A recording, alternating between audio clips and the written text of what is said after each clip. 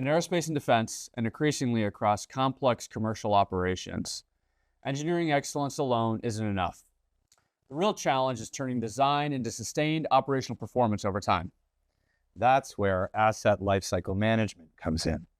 Organizations need capabilities like configuration management across the lifecycle, engineering change management, digital thread integration between PLM and operations, and full traceability from design through to sustainment.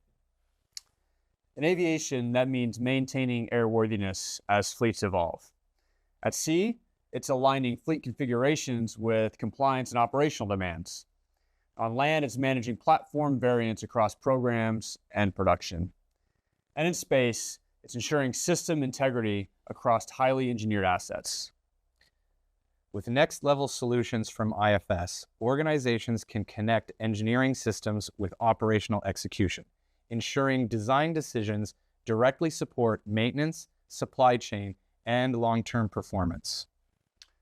Because lifecycle management isn't just about tracking assets. It's about ensuring they perform as expected, wherever and however they operate.